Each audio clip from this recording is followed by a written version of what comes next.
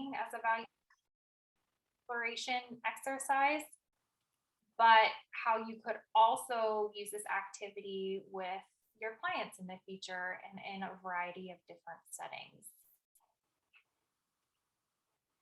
So, a question we have for you is, who are you? So, who's in our audience? We want to know, are you students? Are you educators? Why are you here? What are you hoping to get out of this presentation? Can I ask you to turn up your mic? It's hard to hear. I can't see where I can turn mine up. Yeah, I don't know if I can turn mine up either, but Let me see.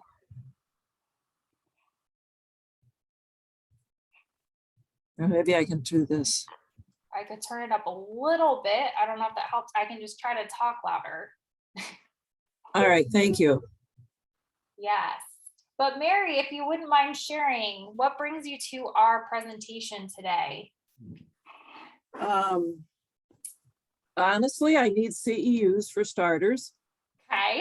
So you're my 10th workshop in 2 days. Wow. Yes. Good for you. I need 12. So that's why I'm here. As far as, yeah, that's why I'm here. Right. Well, I hope that there's something that you can take from this. I'm sure there will be. There's been something from every class. I'm a therapist in private practice, so I'm in Downers Grove, Illinois. I don't know where you are. Great. So I'm sure there'll be something I can take from it. Thank you. Yeah. I see in the chat we've got a student. Anyone else want to say who they are, where they're from?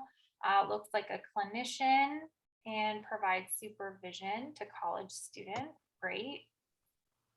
Hello. Hello. Hi, my name is Chandra. I am actually a student at the Chicago School in the PhD program, and also work in, just started working in private practice. Great.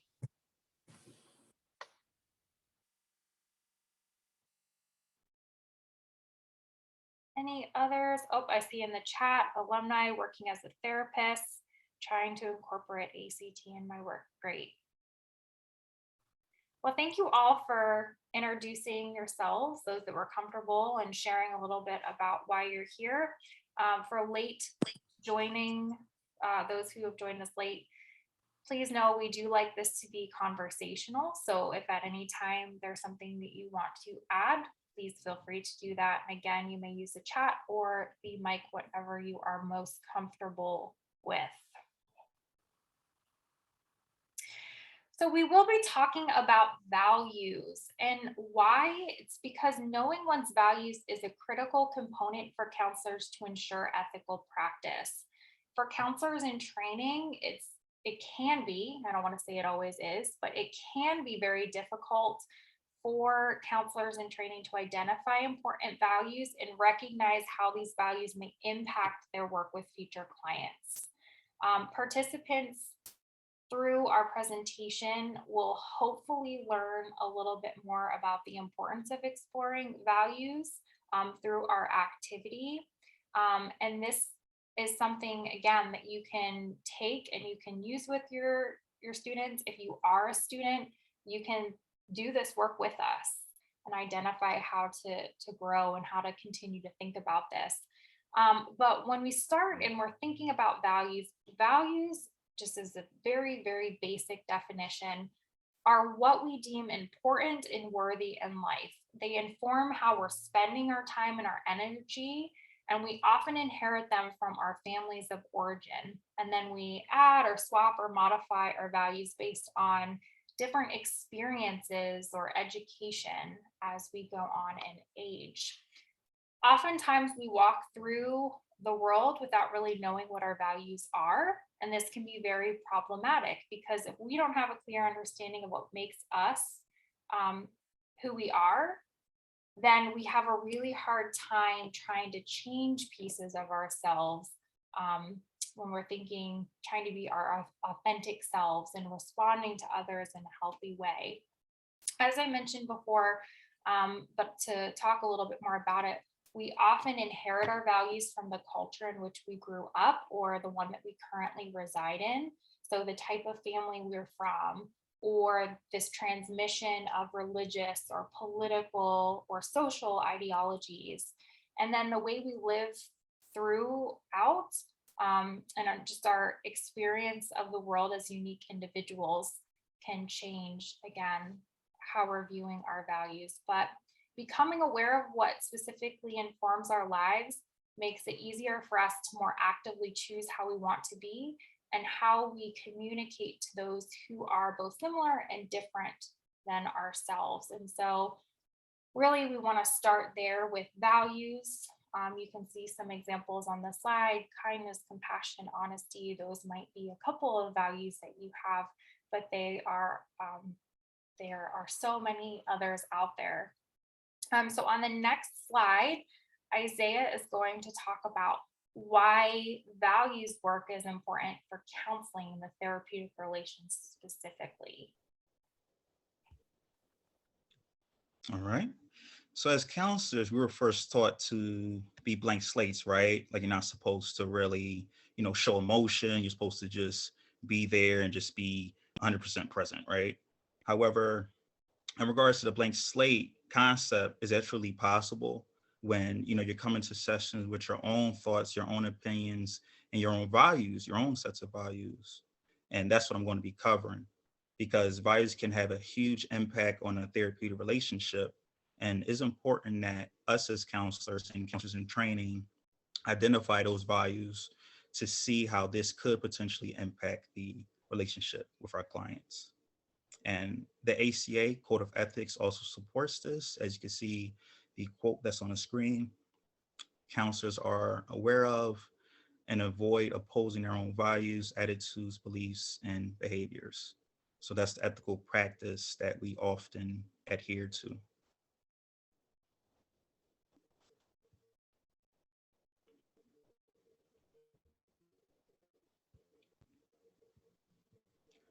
Oh, your mic. Thank you. I caught it right as but now we want to know what your values are. So as we build awareness around our values, we may find that they don't all line up with the expectations that others have for us, or maybe they're a little bit different than what we'd like them to be. But it's important to really just take the time, reflect, and choose what's most important to you and why these values are important. So 2 questions that can be helpful to practice are thinking, what's important to me, as the first question, and where is this value coming from, or what is this value rooted in? So I'll say that again. What are your values? And if that's too hard, think about what's important to me. And then if you can kind of get a value from that, taking it one step further, where is this value coming from? Or what is this value rooted in? Is there anyone that's willing to share some initial values that become present?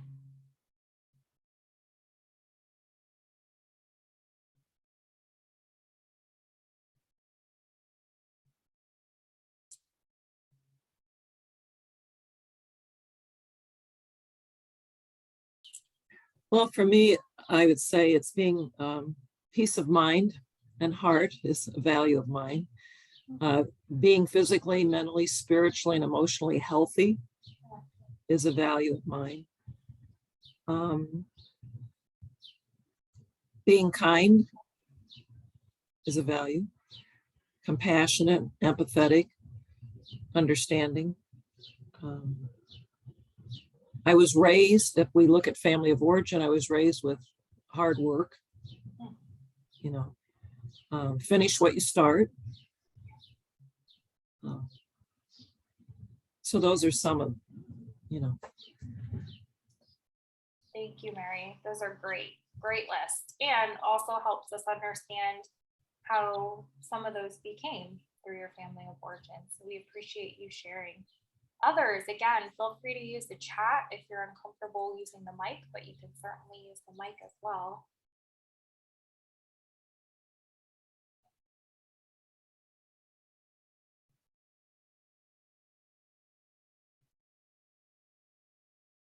I know a value for me is sort of family first. And that's sort of a value that I've learned the hard way, given that or my significant other was in the military, and it was very much military first as a value in that culture. So that's something that the more I experienced life and I was kind of set in this other culture, I grew to understand that family first was really a value that I had. Any May, others? may Yeah. I share? Yeah, one of my values is creativity. And I just like, it was the first time I thought, where is that coming from? And I think it's kind of for me, it comes from a place where I don't want to be like anyone else. Like I want to be unique, and I don't want to do things in a way that others do. So I think that's where that comes from, where like kind of want to be different. Great, great. And it sounds like that was sort of an overtime value, just over time you decided, I don't want to be like everyone else.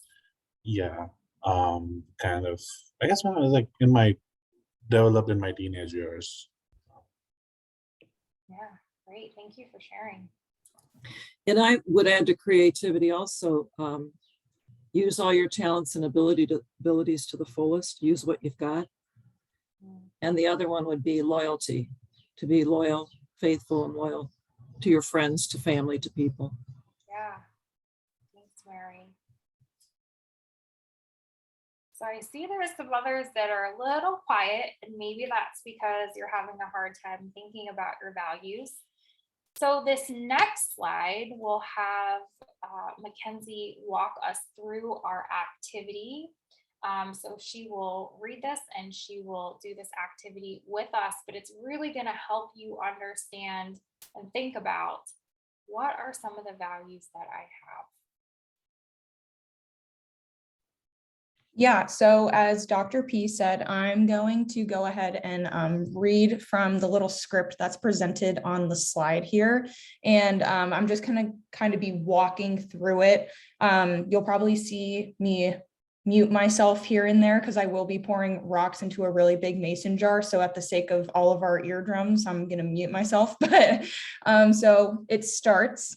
A professor stood before his philosophy class and had some items in front of him. When the class began, wordlessly, he picked up a very large and empty mason jar and proceeded to fill it with large rocks. He then asked the students if the jar was full. So I already have my mason jar filled with large rocks. Didn't want to do it on camera because, like I said, at the sake of our eardrums, they agreed that it was full. So the professor asked if it was full. They said that it was. So the professor then picked up a box of pebbles and poured them into the jar. I have my pebbles here. I'm gonna mute.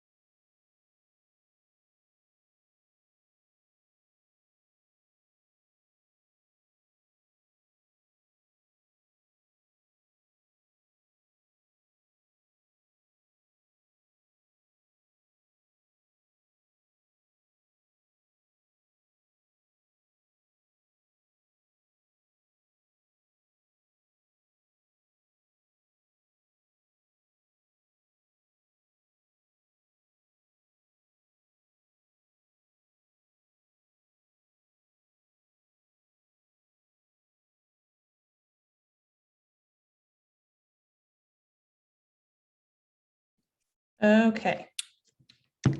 So he picked up the box of pebbles, poured them into the jar. He shook the jar lightly. The pebbles rolled into the open areas between the large rocks. He then asked the students again if the jar was full. Looks pretty full to me. And the students agreed that it was. The professor next picked up a box of sand and poured it into the jar. So I have my box of sand here.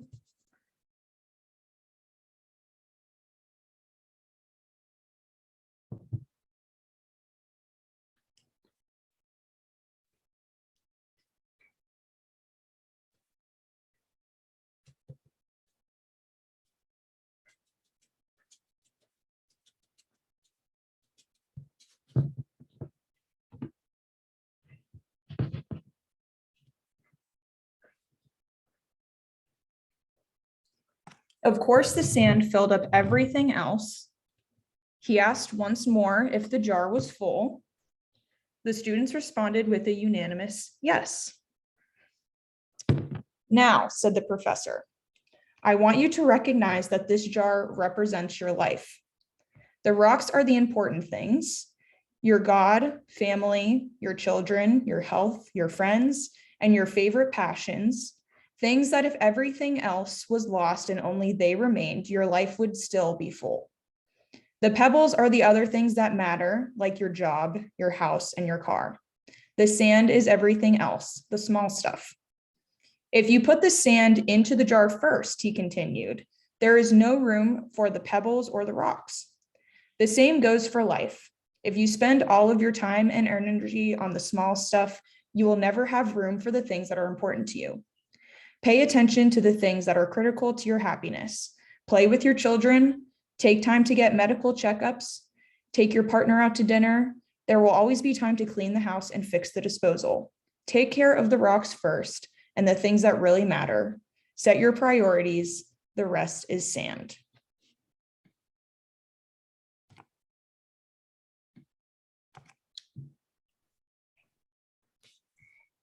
So as we think about this activity, we'll break it down a little bit more and just remind you of what everything means. So, like the story said, the large rocks are the important things, or like the big values that you have, the things that you can't live without. So I heard Mary saying like being mentally healthy, physically healthy, spiritually healthy, the big values that you have in life. And then the pebbles are important things, but you can live without. So, you know, your car, stuff like that. And then the sand is the filler activities that are not important. You know, at the end of the story, he says there's always time to fix the disposal and do all of that stuff. So that would just be kind of the filler activities, the sand stuff.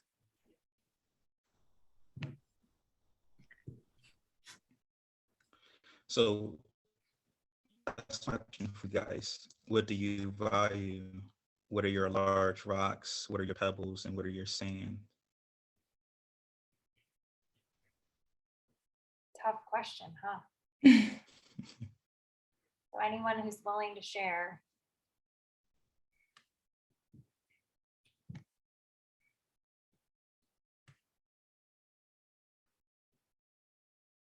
It's almost a question you could ask yourself every day because we have priorities. Like these workshops were a priority, and the clients. So for these 2 days and tomorrow, those are my priorities. Do I like to exercise? Is that a priority? It is.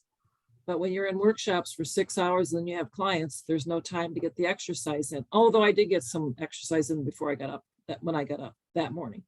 But the point is, some things have to be put off because other things take priority on certain days. So this, to me, applies, which is a wonderful example, applies to every day for me. Thanks, Mary. Others that maybe had a hard time thinking about values before. Can you just share maybe what one large rock was? Maybe one pebble and maybe a little bit of your sand.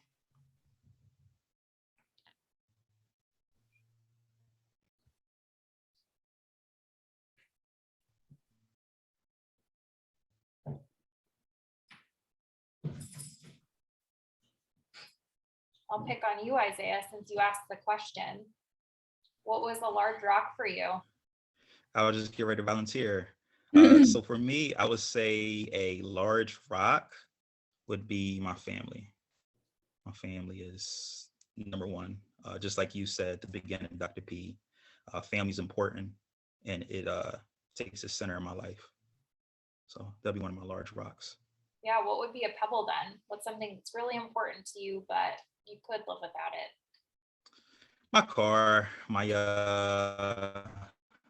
what is 2015 Honda Civic. You know, it's something I like driving around, I like having around, but it's not going to take precedent over my life, you know. I was thinking about this and I was kind of laughing to myself because I was thinking, my phone, is that a pebble or is that a large rock?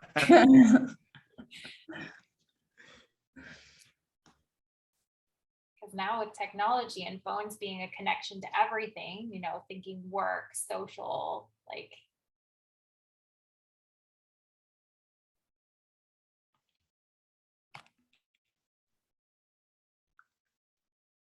Kenzie, are there any that you want to share? Rocks, pebbles, sand?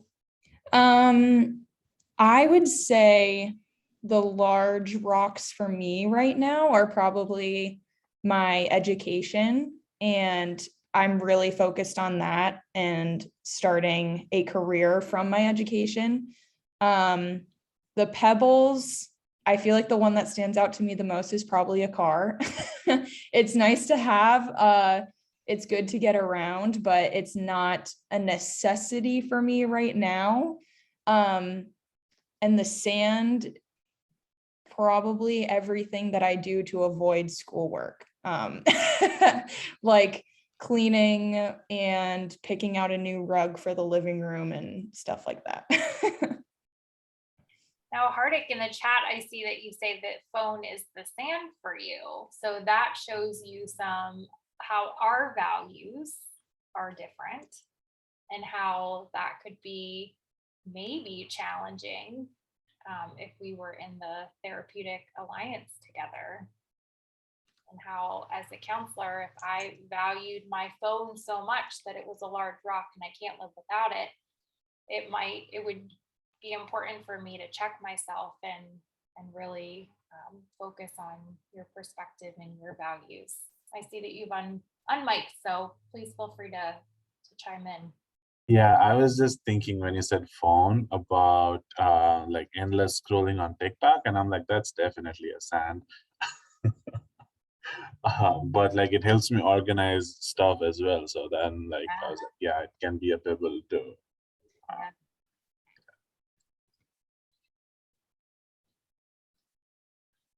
That's a good point, and I feel like that's kind of relates to what Mary was saying, where it kind of depends day to day. Because I know I agree with you that the endless scrolling on TikTok is definitely a sand for me. But I can also use different forms of social media, I guess, to like meet other colleagues of mine in the field and promote education more and promote mental health, which is my overall large rock. So it kind of relates in that way.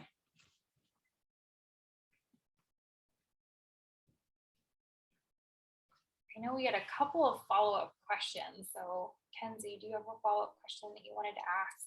Yeah, so I know that Dr. P had kind of covered this before, but where do these values come from? Like, where do these large rocks, the important things that you can't live without, come from?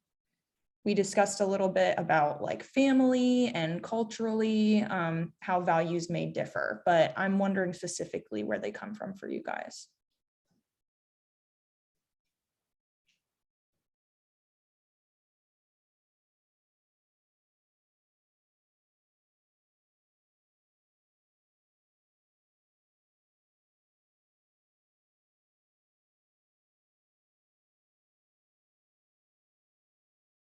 Right, group.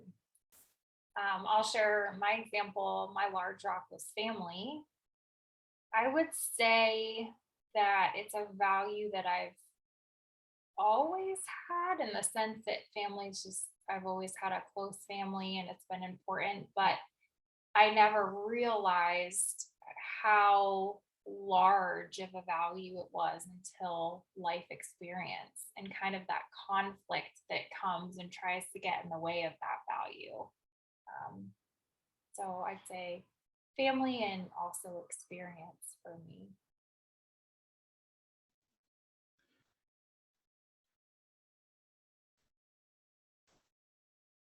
Yeah, I can second that, Dr. P. Experience was a big premise for me setting up, family is a big value in my life, but at the same time, my family that that was the one who, or was the aspect that, you know, made it important for me. Because just think about how, you know, you can rely on your families during certain times. Like we lived through a pandemic with a lot of people, all they had was their family. So, you know, the experience as well, just the upbringing is what led me to that.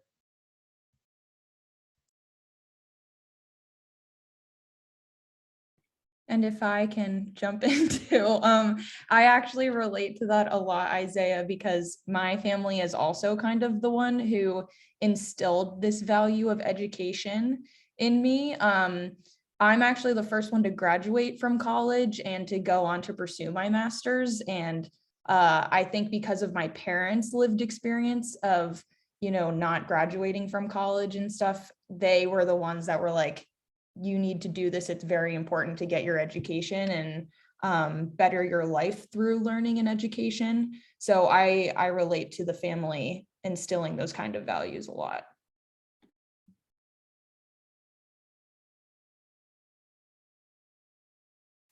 I think some of it too is as you get older, deciding what values are yours and what values are someone else's. And are those the values you want to continue to hold on to? And I think as you get older, you start also deciding what's really important to you.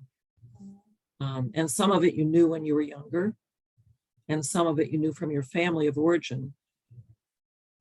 But I think, especially for us in this field, if you do therapy and you're always working on yourself in order to work with the clients you have, you get more clarity as far as what your values are too. Mary, that's perfect, because one of the questions we had was, how might you have responded to this activity 5 years ago? So what would those large rocks, those pebbles, and those sand be if it was 5 years ago? I'll give you a personal example. My husband died at the end of August, and it's altered what I think is important. It changes what you think is really important. Thank you, Mary, for sharing that. That's a very, very personal, and I can tell you're getting a little emotional, and I think I am too, just seeing that reaction. I'm so sorry to hear about that, but you're absolutely right. And values are tied to others too.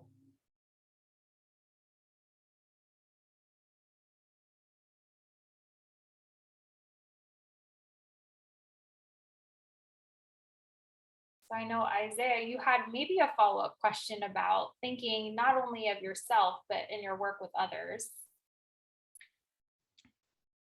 Yeah, so a question for the group is, how might your values affect the overall therapeutic relationship with your clients? So how might your values, you know, have an impact on that relationship? And I know, Mary, you had just mentioned like the more work you do with your clients and others, the more clarity you kind of get in your own values, which is great. But any other examples or thoughts about how these values that you've identified might impact the therapeutic relationship?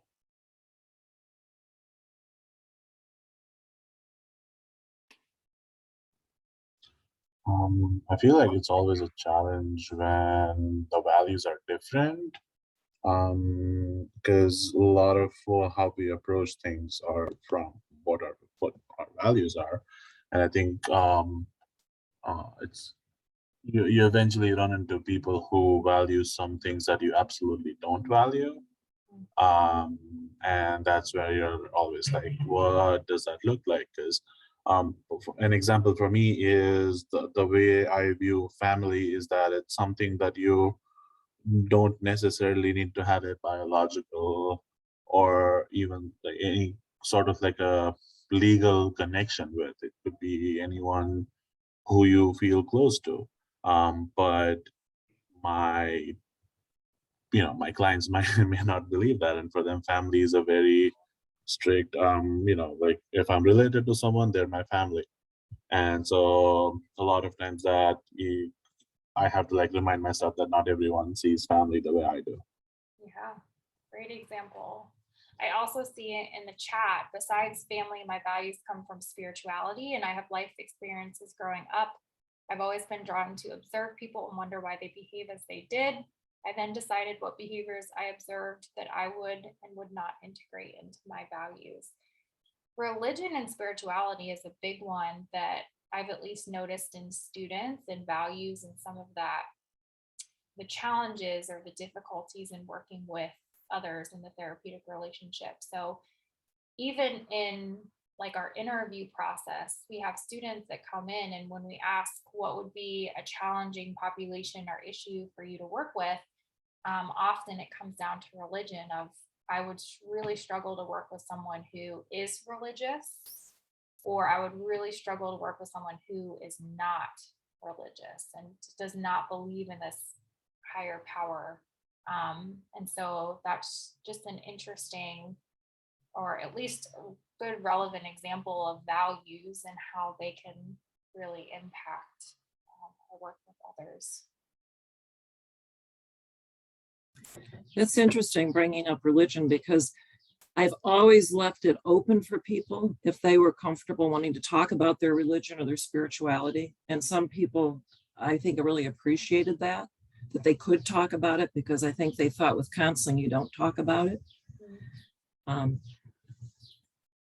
But then there were other people who, that's definitely not where they wanted to go. And that's not where I went with them, only if they wanted to go there.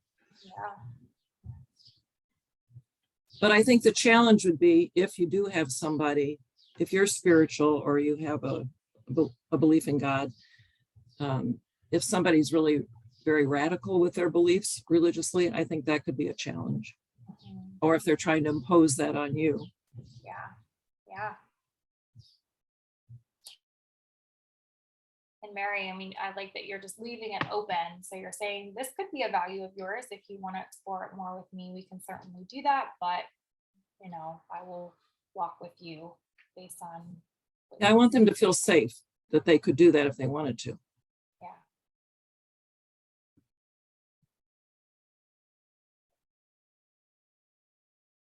Any other questions we have, guys, we want to ask?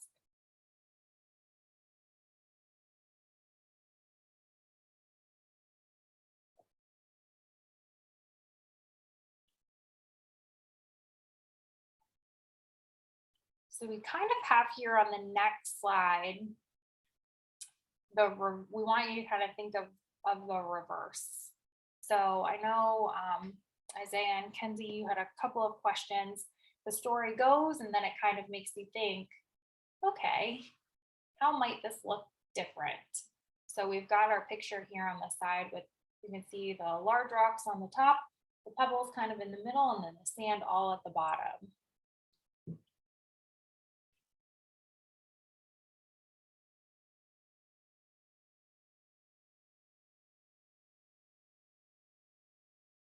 So I think, Isaiah, you had our first question. Yeah, where would you consider self-care in the jar?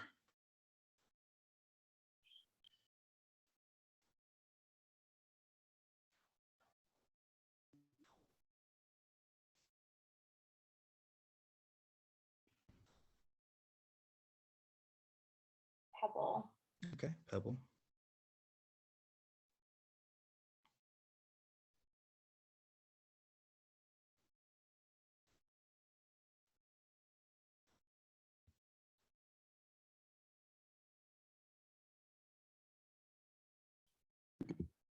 I think a lot of times, and I know this to be true when we did this activity in our class, Isaiah, a lot of our fellow students looked at self-care as a sand, something that they thought was a filler activity.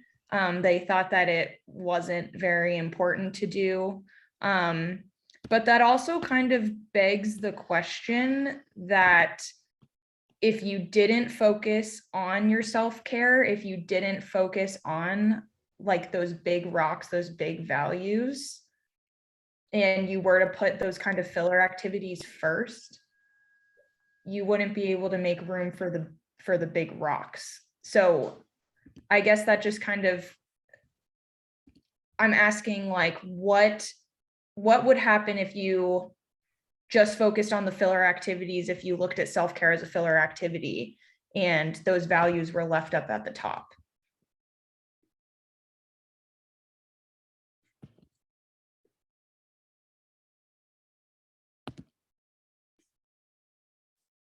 I'm just looking at the picture and I'm thinking, there's my family. It's like barely in the jar, right? And that's one of those things where you kind of, it's easy to take family for granted because you assume that they're always going to be there, and they have been for so long, but your relationships can certainly become strained or different or poor if you don't focus on the big rocks, like we're kind of saying, and you're really focused on all these other things, the pebble and the sand. It could be one day you wake up and you know, the relationship that you have with your brother or your sister or your mom is not what it used to be because it's of the distance. Heartache, I see, it'd leave me unsatisfied in life. I'd feel that I'm running around for no reason and struggle with recognizing the purpose of things. Thanks for sharing that.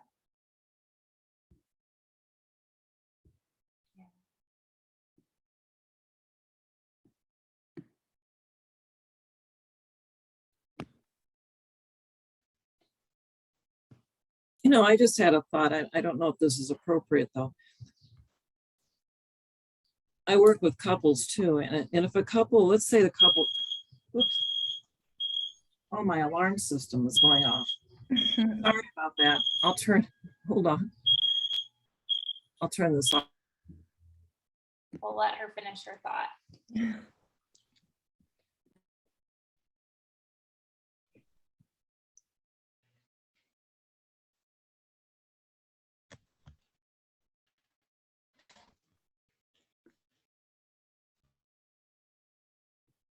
We have a pretty quiet group today, so feel free, like I said, to use the chat or to jump in if there's anything else you want to say about what you're seeing. We've really seen all the pebbles, rock, and sand together, and now we're sort of seeing them separated out in a very specific order.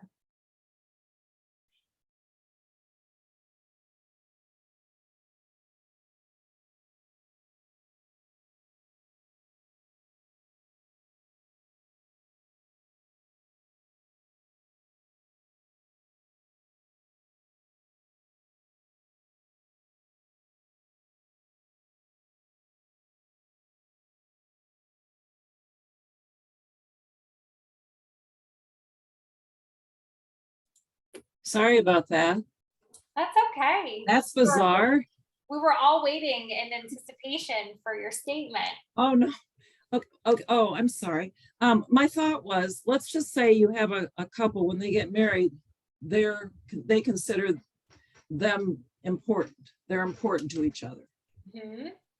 But as the relationship deteriorates, one of them starts making time to get involved in the sand. That becomes the priority to avoid dealing with the relationship. So now all of a sudden, the rock, which was important to both of them, doesn't seem to be the priority anymore. Am I making any sense? Yeah. Mm-hmm. And I see that with couples sometimes. They get involved in the sand and the relationship is no longer the priority. Yeah. And they do things to avoid each other. Yeah. Or at least one person may, not the other one. The other one's trying to connect. You're still important to me. Yeah. But the other person is disconnected and their priorities are being in the sand with TV or golf or whatever their activity is. Yeah. Just a thought. I think sometimes that can shift because of what's going on in the relationship. Mm-hmm. And that's a perfect segue into our implications slide. So what's really cool about this activity, of course, we found the script, we adapted it a little. You can certainly take it and adapt it as well to what fits the group that you're working with, but you can use this in the classroom as mentioned before. So if you're helping students identify values, you can use it in individual counseling as a visual. So sort of think of it, you can use more simplistic words and even, a more simplistic script, and you could even use it with kids. And so that would be something really tangible that they can kind of see and work and do with a therapist. And then you can also use it in group counseling. So Isaiah and Mackenzie brought this to our group and used it as an activity, and it worked really well. And so I encourage them to do this presentation and use it as an example. But that said, it can also be used with diverse groups. And, Mary, you had also mentioned using it in couples counseling. So what would it be like to be meeting with a couple and to do that activity and to say, what are your big rocks, what are your pebbles, and what are your sands? And to see the comparison. And you might even have a visual of like, all right, here's Joe's jar, here's Jane's jar, and kind of compare and contrast what that looks like and ask questions. What are small steps we can take, or what are small changes we want to make to focus more on these big rocks and kind of put them out there? So it can be a really creative and a really good visual for visual learners. I know for like the military too, and I do a lot of work now, kind of telemental health work. It's something that you saw before. We have pictures, but Mackenzie also did the activity. So depending on what modality you're using, synchronous, asynchronous, you can use pictures, or you can actually use kind of the physical representation and do the activity with your clients. So I'll move on to the discussion. We actually ran through this a lot quicker than we expected, but just to hear from you all, any other ideas? You can even talk about ideas for clients that you might use this with, or different classes that you may incorporate this into, or ways you may change it. So maybe it's not that you're focusing on values, you're focusing on something else. Any ideas? I know, Hardik, you're very creative. So what are some things that, as we were going through this, maybe you thought, this would be good for X, Y, and Z?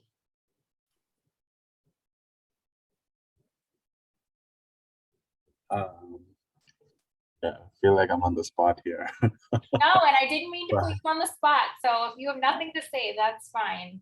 No, it's I think I really kind of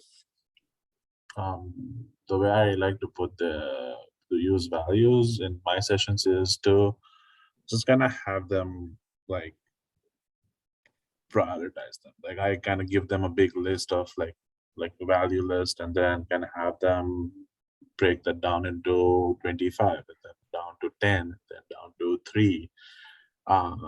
And then I see them squirm when they have to break 25 down to 10 and from 10 to 3. And that's so much fun. And then when they have those 3, kind of how do they play out in your life? And then have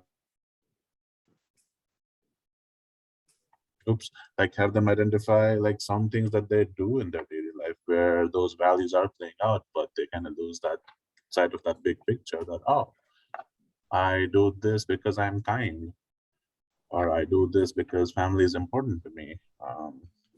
So just kind of have them come up with how their life is full of values and not even realizing it.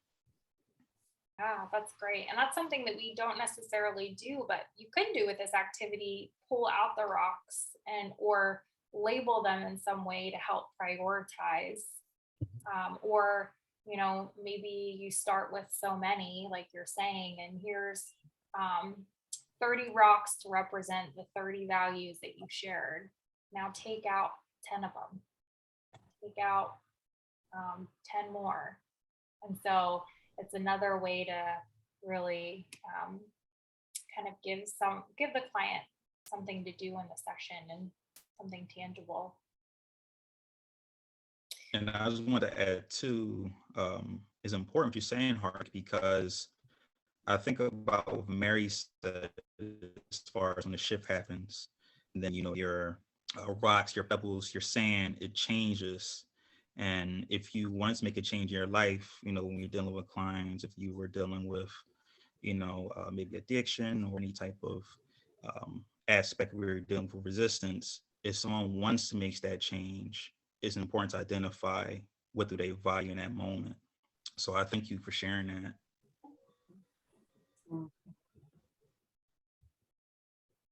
And just kind of going off what Isaiah said, I think this could also be used as a great way to kind of hone in on client goals, kind of figuring out what their values are and going off of that, maybe focusing more on some client goals. My emphasis is in children and adolescents, and if you ask them what their goals are, it can be very difficult to get some tangible goals out of 12 and 13-year-olds.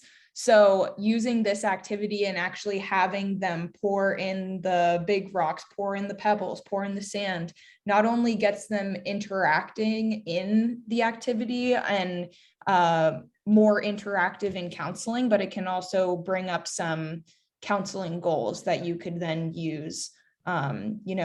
If family is a value for them, you could say a client goal is to create a better relationship with your mom or your dad or your siblings, and going off of that. Yeah, as I was thinking of just different ways to adapt this, because that was sort of a question that we had, I was also thinking that instead of talking about values, you could really talk about goals. So I know with a lot of the clients, I guess it depends, but some clients come in and they're like, I have my goals. These are what I want to work on. I have other clients that are like, I have all these things. And so it's like, okay, well, let's talk about all these things. And helping them identify really concrete goals can be challenging. And so you could do that with kind of the large rocks, the small pebbles, and the sand. What are right now helps kind of prioritize what are the big things we need to talk about and big things we need to work on. What are some things that can kind of wait? And then what are things that maybe as a natural consequence will change when we think kind of about the sand, or what are some things that we can really put on hold or talk about as needed. So that could be another way to use the activity. You could potentially use it for values, and then you could use it as goals. It could be something familiar that you use as a technique or a modality with your clients if it works well, and just continue to think about different ways to use the activity. And what's nice is it's cheap. You could also go out with your clients if you have the ability. You could pick rocks. So they could pick their own rocks to represent values or goals, and you could create a jar kind of in that sense rather than providing all the materials. They could help you go out and find them in the world, in the earth. So that's just another thought. We do have a couple minutes left. Any other final thoughts, comments? In my neighborhood, and you've probably seen it in some of your neighborhoods, people put under the tree rocks and they draw on them and they make statements on them. And the clients could even, if they wanted to, or you could, I guess, use a black felt tip pen. They could write on the big rocks if they have their own jar, if they want to they could write what their values are, what's important to them. Yeah, and then they could draw on them. If with kids, you could make faces or whatever and draw on them. Yeah, and it could be something that they take with them, or you leave in session. But if they take it with them, it's something they can place and they can look at every day and say, these are my values, because it's so easy your values to get lost, or you're living for others. And so a way to just say, this is my value jar. These are my values. I'm going to stay true and authentic to myself. And then the same thing with goals. You could write your goals on them, and it could be checking in on them. So reaching into your jar and saying, all right, here's my goal to reduce stress in my life, or whatever that looks like. Where am I with that today? How am I feeling that I've made towards making progress to this goal? So that's a really good idea. And my other thought for clinicians, so to avoid burnout and stuff, maybe the sand is where we need to be at the end of a day. Sometimes you need to be down in the sand doing mindless things because you've been exerting a lot of energy all day. Yeah. And I don't know about you, but I know at the end of the week, many times I feel so tired and I go, why am I tired? I don't know why I should be tired, but you're spending a lot of energy listening to people and investing whatever you have to offer to people. Yeah. So sometimes being in the sand is okay. And maybe it's mandatory and necessary. Yeah. Just a thought. Yeah, and that ties back into Isaiah's question earlier of like, where's self-care in this jar for you? Thinking of us as kind of these practitioners or future practitioners, and where are we putting self-care? And Mary, perfect example of like that changes based on where it needs to be.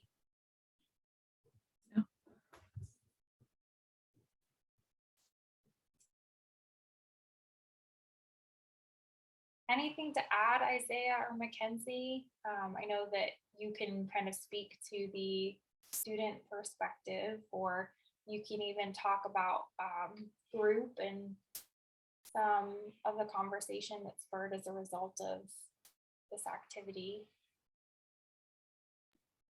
I think self-care was the main thing that we got into, because a lot, like I said, a lot of the students were like, oh, well, we can just throw away self-care. And Isaiah and I are like, no, that's not the point of this whole thing. So yeah, I think that making self-care a big rock, is an important thing, especially as clinicians. And like Mary said, kind of spending a lot of your time giving that like emotional energy to someone, it can be very tiresome. And I think in order to, it's kind of like the old airplane oxygen mask thing, like you need to put your oxygen mask on before you can put someone else's on and help them.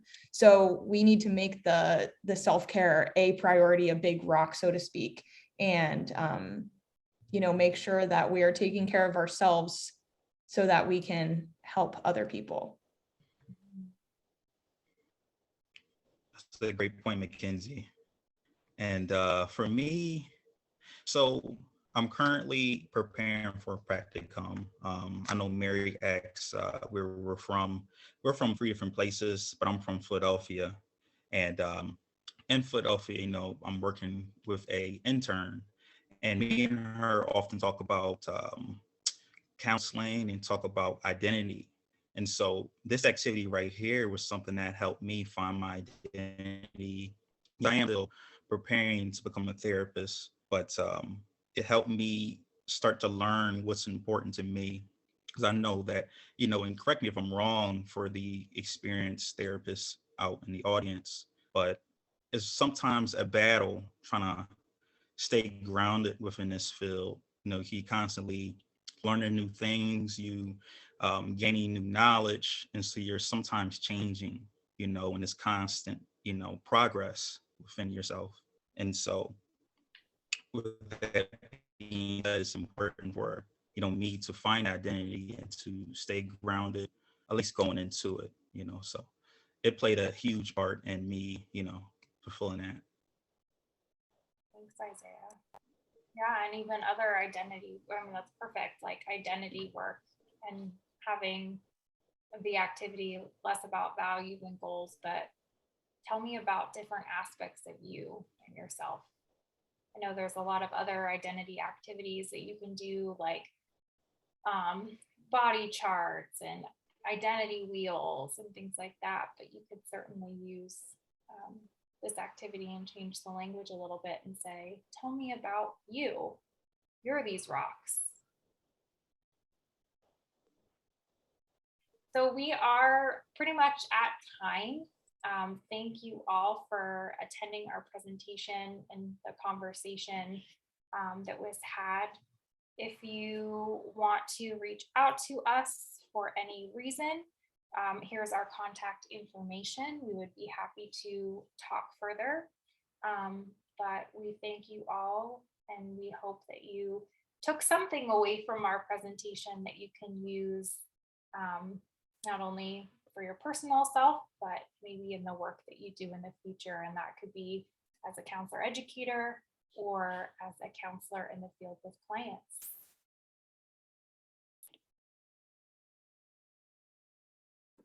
Thank you. It was very helpful. I'm happy to hear that, Mary, since you're like, I'm not sure why I'm here. I'm here. I know, but it was very helpful. I'm glad I chose this workshop. Thank you all very much. And thank you for just continuing the conversation with us. I know our group was a little more quiet and you probably felt at times that you were on the spot, but we really appreciated you continuing the conversation with us. Thank you. I have to go now. I have a client coming.